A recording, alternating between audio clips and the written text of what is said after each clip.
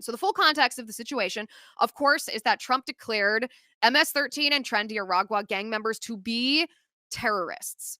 He declared them to be terror groups. He also declared an invasion and emergency at the U.S. southern border. And because of those two things, he is authorized by the Alien Enemies Act to deport those who are committing incursions or invasions or acts of war against the United States. Now, as Stephen Miller argued on CNN last night, these gangbangers actually did all three of these things. They committed acts of war, they committed invasions, and they committed incursions. Therefore, the president has every right to deport them to El Salvador the way that he did. This is Stephen Miller educating Kasie Hunt on the use of this statute. Take a listen. So you called the judge's order just earlier today, quote, patently unlawful, end quote, and said that it was an assault on democracy itself. Does that mean that the administration is ignoring this order, and might you ignore future court orders that meet the criteria you laid out?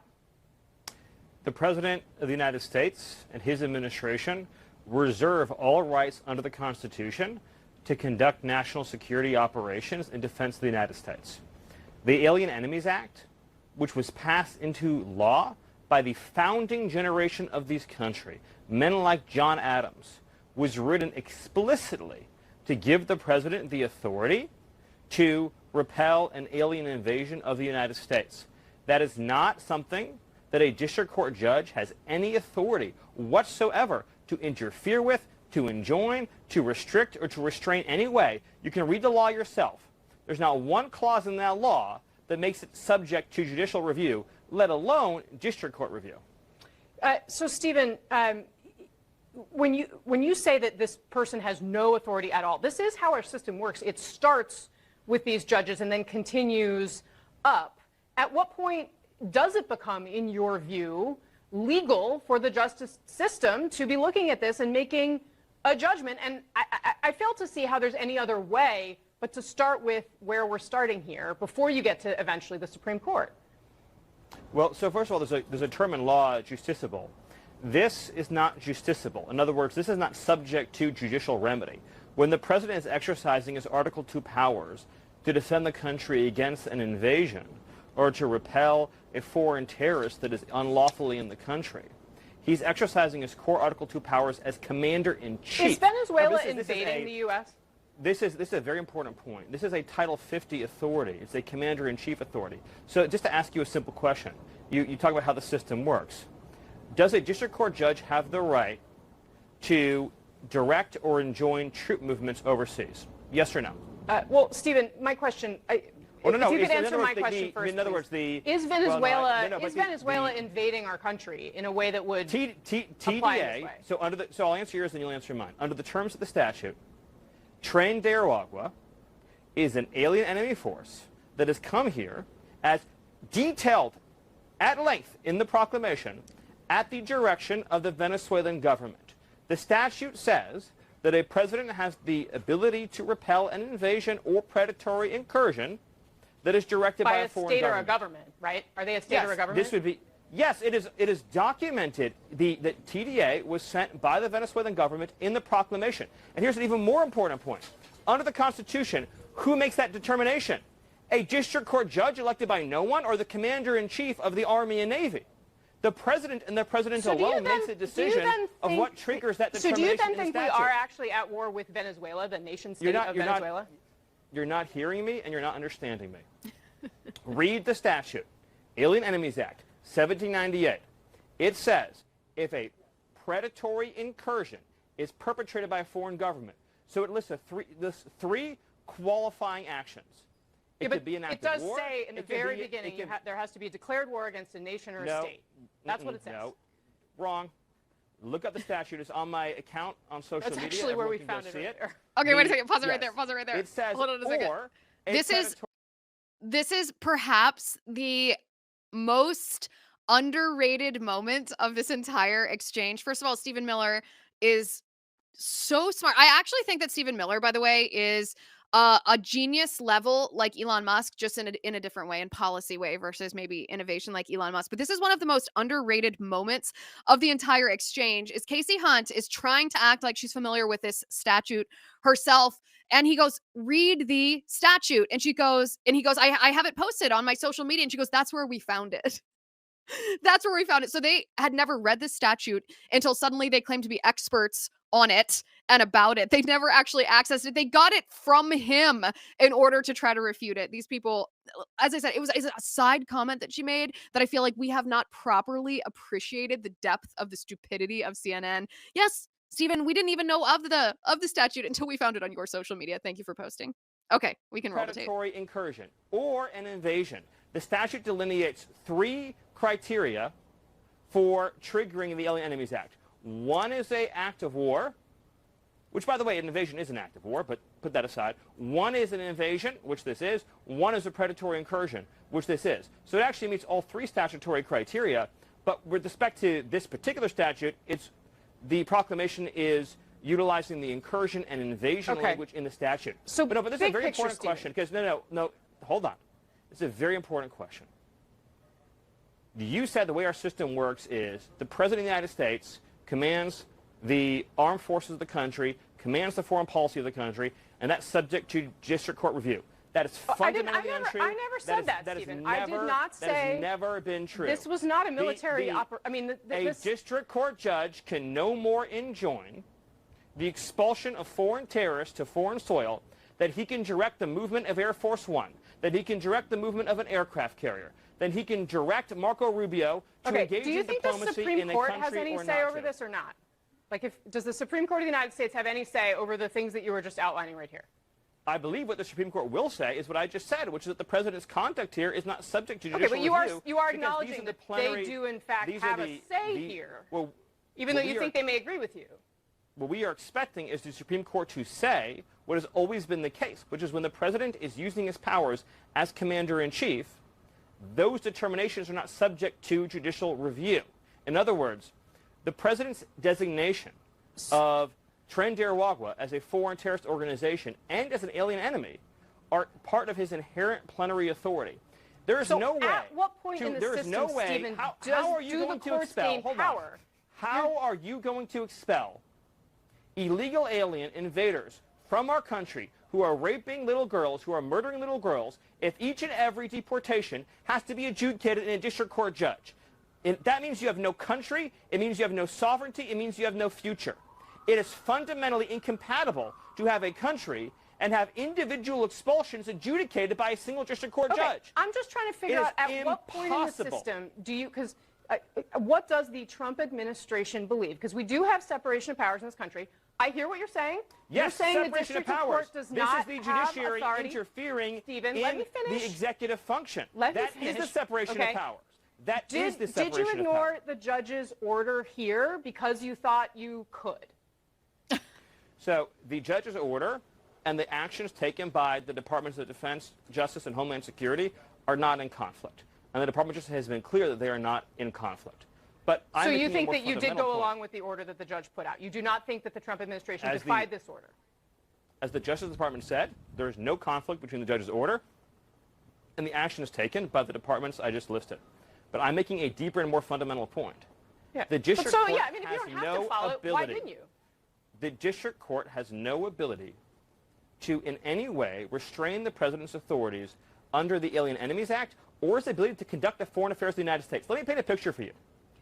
President Trump and Secretary of State Marco Rubio had engaged in intensive diplomacy to obtain a bilateral security agreement with the nation of El Salvador.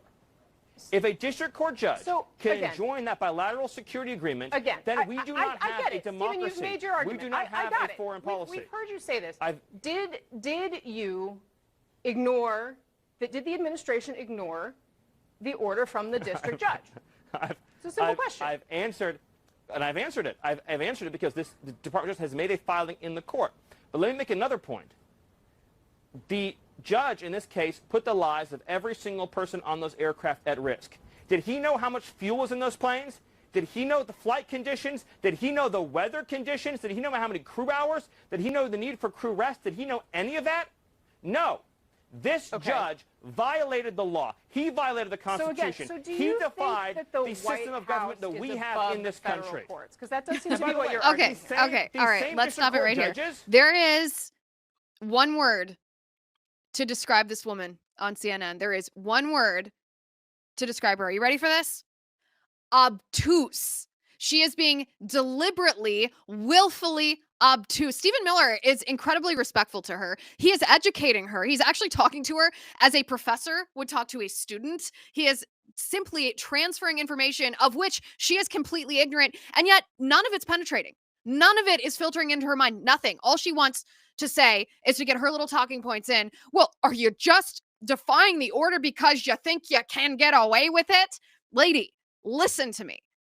The founders of our country passed this law. And do you think Stephen Miller, there was actually, Tim, do we have that tweet?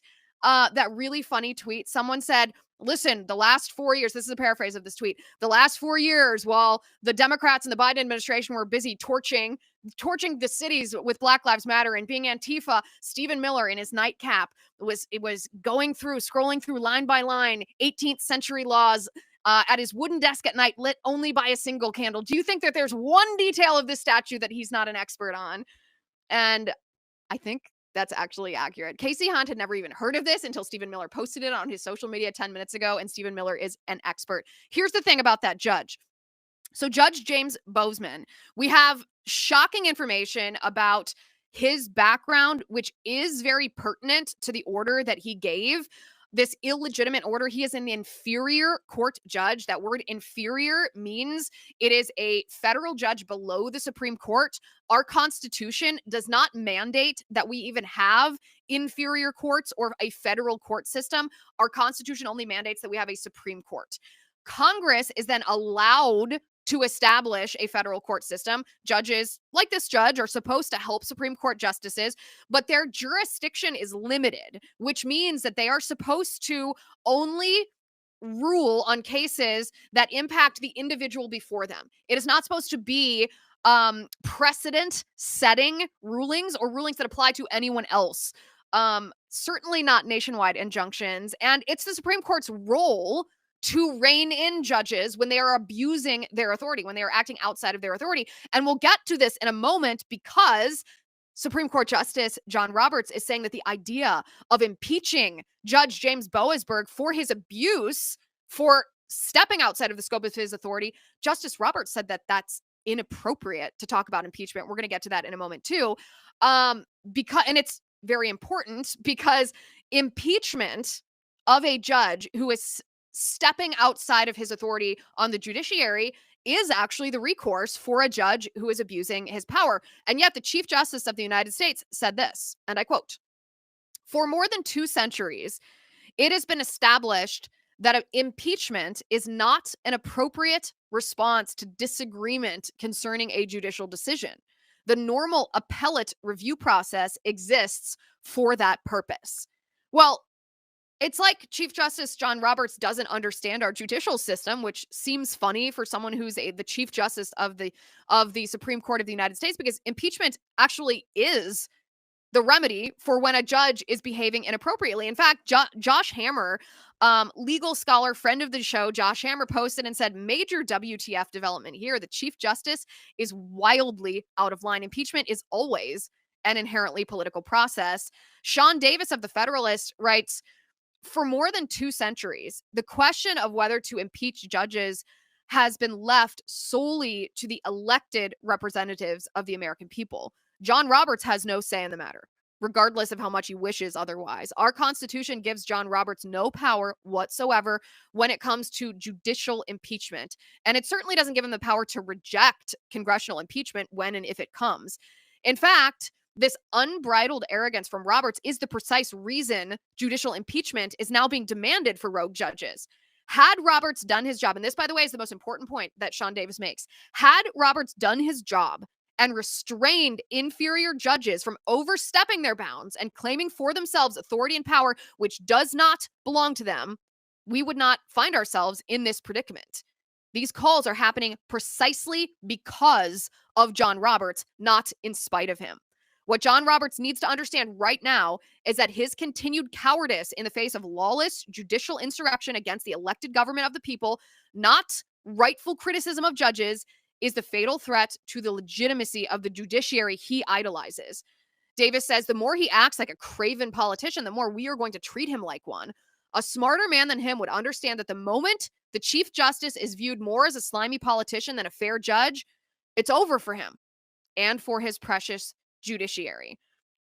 Absolutely bananas. I have to wonder, actually, if you compare Chief Justice John Roberts' response and the passion and outrage behind his response, compare this to when, say, Kavanaugh faced assassination or the Dobbs opinion was leaked to the public. Where was John Roberts' outrage? Was it of equal passion, that outrage, when he commented publicly on those two political happenings? No, it was not. John Roberts is personally triggered by this, even though it's his job to take these inferior court judges and say, actually, it is not your role. You have no authority to issue these nationwide injunctions. Because these judges have no authority to issue nationwide injunctions, like the one Judge James Boasberg issued to Trump to tell him to turn those planes around and bring those terrorists back to our country, none of this would be happening in the first place. None of it.